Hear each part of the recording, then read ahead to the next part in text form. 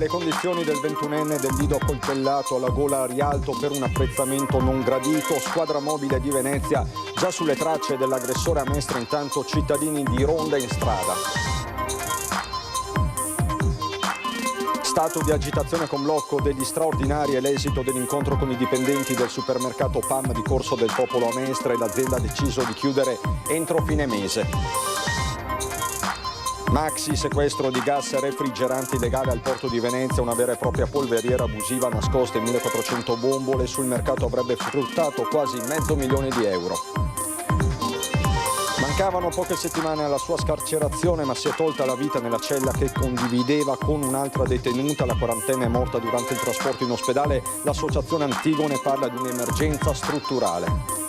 Carnevale di Venezia, grande festa, il ballo del Doge, dove è andato in scena un elogio all'amore, la poesia delle maschere tra archi, frecce e desideri.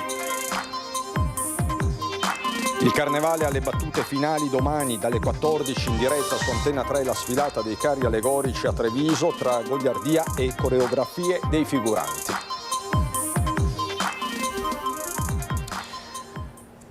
Bentrovati, buonasera telespettatrici, telespettatori di Antenna 3. Tanti fatti di cui dobbiamo darvi conto in questa edizione veneziana dei nostri telegiornali. Dicevamo i fatti che sono davvero tanti, a partire dall'accoltellamento con gravi conseguenze che è avvenuto a Rialto con un 21enne che è in condizioni critiche. La squadra mobile di Venezia è già sulle tracce dell'aggressore, mentre a Mestre i cittadini vanno di ronda in strada. Restano sempre critiche le condizioni del 21enne del Lido accoltellato alla giugulare a Rialto in zona Erbaria per un apprezzamento non gradito la notte tra venerdì e sabato scorso. Riverso a terra in una pozza di sangue, è stato subito soccorso, operato d'urgenza e resta ricoverato in rianimazione in terapia intensiva in prognosi riservata all'Angelo di Mestre, con la squadra mobile di Venezia già sulle tracce dell'aggressore, un suo coetaneo datosi alla fuga dopo l'aggressione e che sarebbe stato rintracciato grazie alle immagini delle telecamere della zona e alle testimonianze dei presenti. Nella stessa notte a Mestre 40 residenti, stanchi di furti, spaccio e violenza, sono scesi in strada con pettorine arancione e torce per presidiare i quartieri segnati da spaccio, bivacchi e microcriminalità. Via, va via. Il racconto di Alvise Ferialdi, buongiorno Marghera, promotore dell'iniziativa. Tanta gente, tanto successo per questa iniziativa che, voglio ribadire, non è una ronda ma bensì sono delle passeggiate civiche.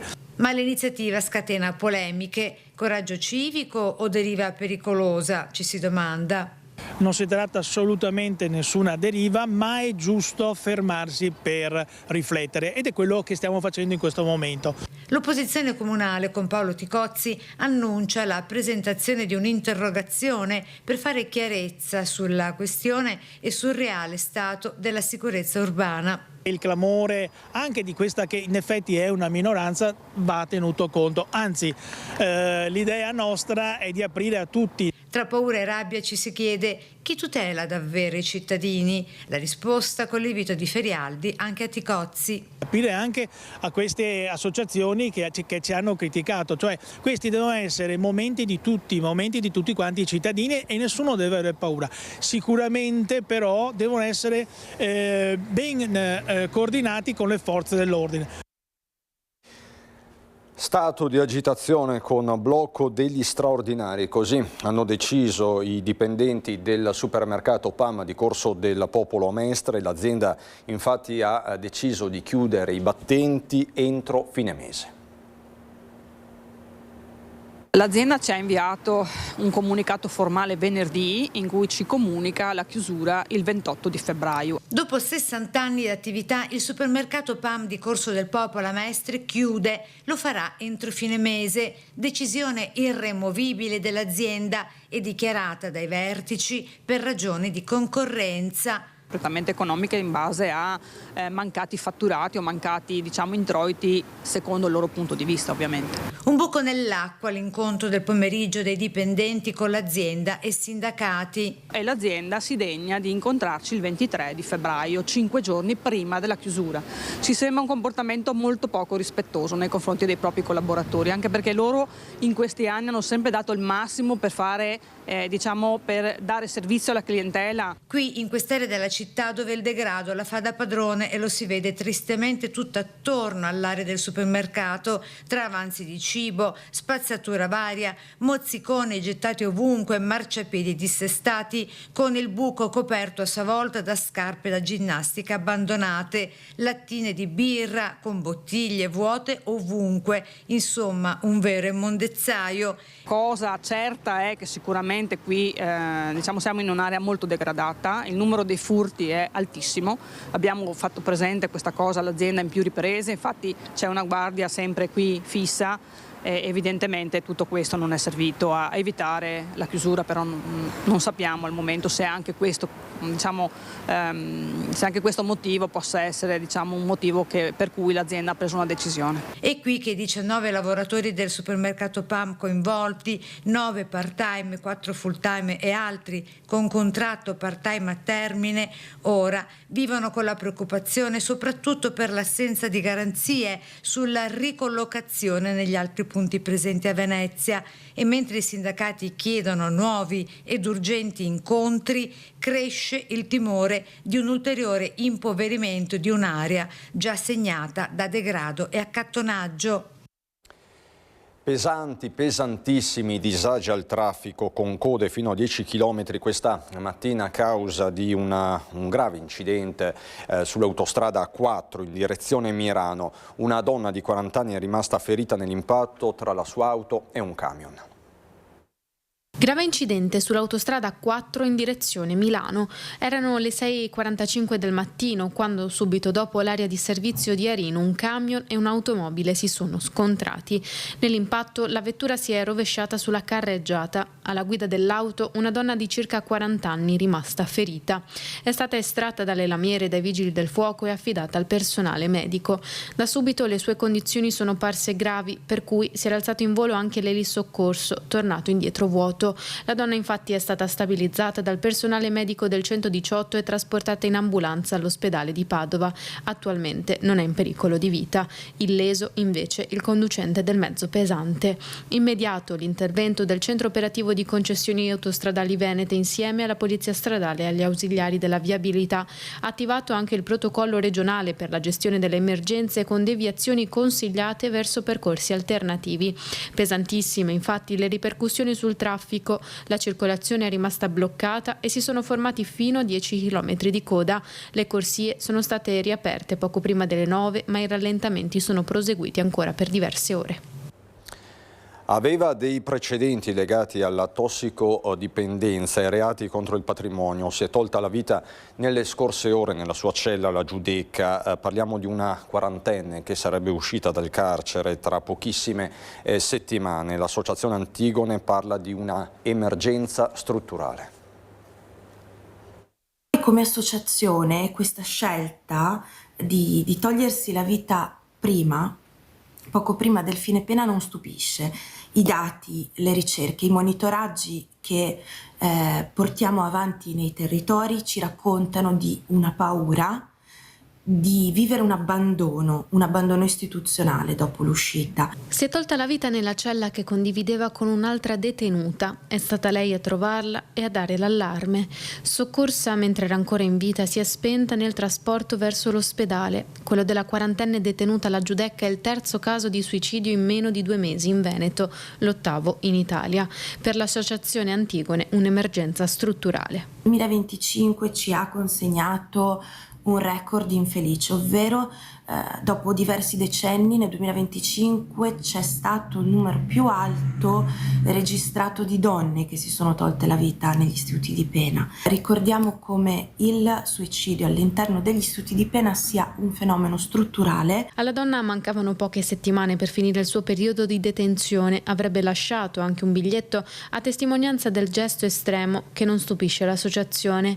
Sono molte le persone che negli istituti di pena non riescono a reggere la solitudine e l'incertezza del futuro una volta fuori dal carcere. E segnaliamo come, nonostante si tratti di un carcere che non sta in questo momento riscontrando il problema del sovraffollamento, è comunque un carcere che si trova in una posizione isolata, è infatti all'interno di una piccola isola, e Antigone osserva il carcere non solo come edificio ma al di là delle mura, ovvero come risponde la comunità e il territorio, quali sono le possibilità che quel territorio offre in relazione all'istituto. Maxi sequestro di gas refrigeranti illegale al porto di Venezia, una vera e propria polveriera abusiva nascosta in ben 1400 bombole. Sul mercato avrebbero fruttato quasi €500.000. L'allarme di Confapi e Asso Frigoristi. Il sequestro, avvenuto al porto di Venezia ad opera del secondo gruppo della Guardia di Finanza, di ben 24.000 kg di gas refrigerante illegale, testimonia l'impegno dell'Agenzia delle Dogane e della Guardia di Finanza al contrasto del contrabbando di gas refrigeranti illegali. Ricordo che i gas illegali, oltre ad essere gravemente dannosi per l'ambiente, danneggiano anche gli operatori che operano nella legalità. Come associazione di categoria invitiamo tutti i professionisti del mondo della refrigerazione e del condizionamento a rivolgersi solo ad operatori certificati ed iscritti negli albi ambientali. Questo per contrastare il contrabbando e la criminalità organizzata. La politica, mercoledì in Consiglio dei Ministri, l'approvazione della prima intesa sull'autonomia con le prime 4 materie, ad annunciarlo il Presidente Alberto Stefani, che sarà a Palazzo Chigi. Per l'assessore allo sviluppo economico Bitonci si inserisce un cuneo, va portata avanti anche la partita del federalismo fiscale, dice Bitonci. Il Veneto vince, scrive a metà pomeriggio Alberto Stefani sui social, dopo aver ricevuto conferma dal ministro Roberto Calderoli che mercoledì a Palazzo Chigi ci sarà l'approvazione della prima intesa sull'autonomia, e a Roma, in Consiglio dei Ministri, sarà presente lo stesso presidente della regione accanto ai colleghi di Liguria, Piemonte e Lombardia, ovvero quelle regioni che già hanno siglato le preintese. Un passaggio storico, per usare le parole di Stefani, che permetterà di ottenere competenze su protezione civile, professioni, previdenza complementare integrativa e soprattutto tutela della salute. Pubblicherò nei prossimi giorni il testo ufficiale dell'intesa, così i veneti potranno constatare punto per punto i risultati raggiunti, scrive sempre Stefani nel post, dove di fatto attacca l'opposizione ricordando le 350 ore di ostruzionismo alla Camera fatte quando lui di quel provvedimento era relatore in aula. In attesa di repliche, dopo la calendarizzazione, le prime dichiarazioni sono tutte leghiste. Si inizia a inserire un cuneo, no?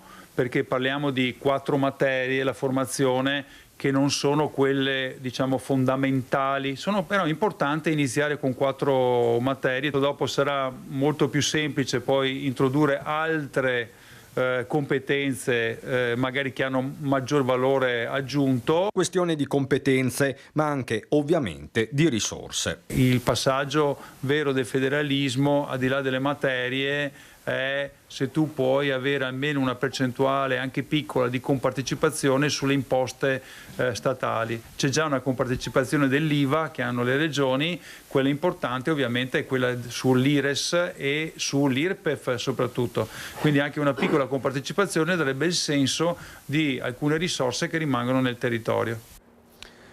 Si è spento a 61 anni dopo una malattia Gianfranco Rizzetto, storico dirigente sindacale. Ne dà notizia la CGIL di Venezia, protagonista di un lungo impegno a tutela dei lavoratori più fragili e dei precari, alla guida della funzione pubblica veneziana, punto di riferimento anche nel commercio e nel terziario, contribuendo all'elezione della prima RSU tra i somministrati degli appalti Fincantieri. Figura coerente e mai burocratica, ha incarnato un sindacato radicato nel territorio e sempre schierato dalla parte degli ultimi. Questo il ritratto della Camera del Lavoro veneziana in queste ore di lutto per la scomparsa, lo ripeto, di Gianfranco Rizzetto. Viabilità e turismo, voltiamo decisamente pagina, via ai lavori di rifacimento di Via delle Batterie. Siamo a Cavallino Treporti, arteria fondamentale per il traffico cittadino, un anno di lavori, cantieri da oltre 7 milioni di euro.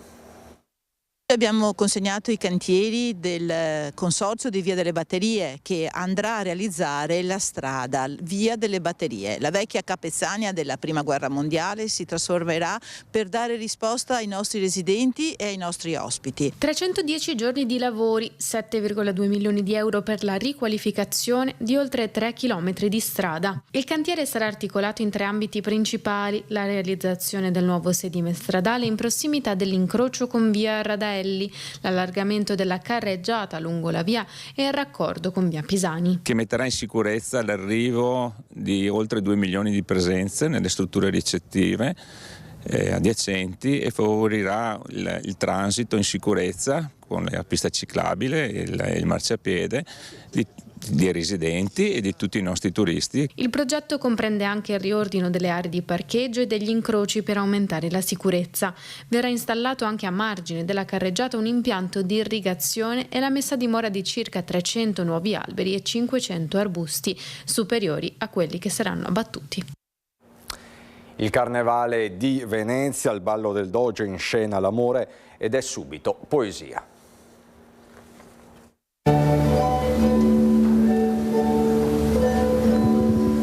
Cupido, con arco e freccia tesi, verso i cuori di chi sogna e desidera amore, simbolo poetico di una notte sospesa tra magia, incanto e splendore. Notte, capace di ammaliare e sedurre davvero tutti, come l'attrice Emma Thompson e lo scultore britannico Anish Kapoor. Una festa che diviene un racconto romantico e senza tempo per celebrare la forza dei sentimenti nella cornice unica di Venezia. Tra scenografie oniriche, abiti fiabeschi e luci soffuse, il carnevale diviene pura emozione.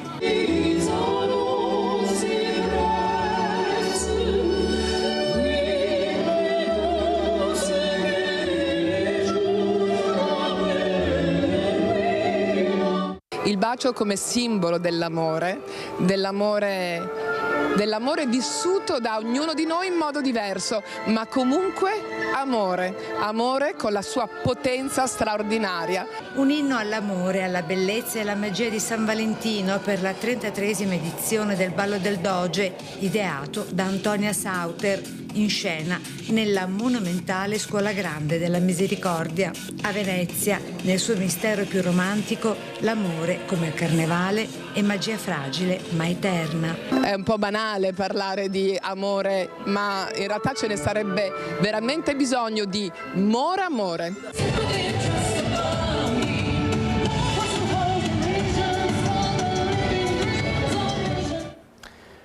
Carnevale dunque al gran finale, non solo a Venezia, in tutte le città del Veneto. Domani Antenna 3 vi trasmetterà il Carnevale di Treviso a partire dalle 14, una lunghissima diretta con la sfilata dei carri allegorici a Treviso tra goliardia e tante coreografie. Saremo in diretta con il nostro Lucio Zanato, lo ripeto, a partire dalle 14. Da Venezia è tutto, subito dopo la sigla c'è il meteo. Buona serata.